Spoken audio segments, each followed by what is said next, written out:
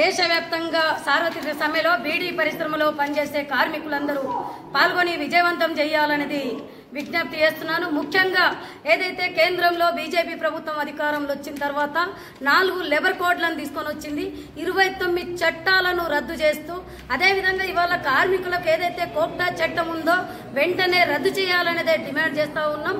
అదేవిధంగా జీఎస్టీని బీడీ పరిశ్రమ నుంచి మినహాయించాలి అనేది, అదేవిధంగా బీడీ పరిశ్రమలో పనిచేసే కార్మికుల పిల్లలకు స్కాలర్షిప్ ఇవ్వాలనేది, ఇళ్లకు లోన్ ఇవ్వాలనేదే డిమాండ్ చేస్తూ ఉన్నాం.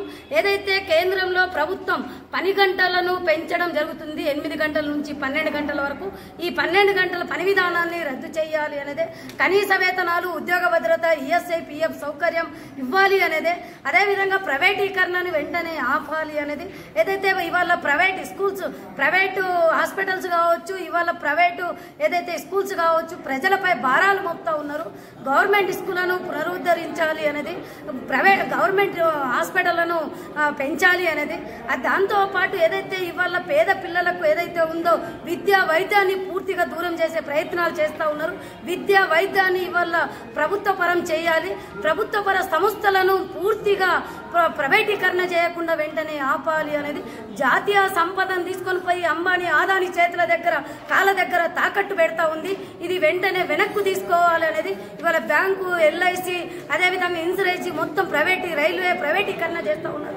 ఇది ఆపాలి అనేది, ఏదైతే కార్మికులపై, ప్రజలపైన భారాలు మోపుతా ఉంది, ధనవంతులకు రాయితీలు ఇస్తా ఉంది. ఈ రాయితీలు ఏదైతే ఉందో ప్రజలకు అమలు చేయాలి. ప్రజలకు ఇళ్ల స్థలాలు, డబ్బు ఏదైతే ఇవాళ బీడీ పరిశ్రమలు పనిచేసే కార్మికులకు 26 రోజులు పని కల్పించాలి, కోప్టా చట్టాన్ని రద్దు చేయాలనేదే డిమాండ్ చేస్తా ఉన్నాం.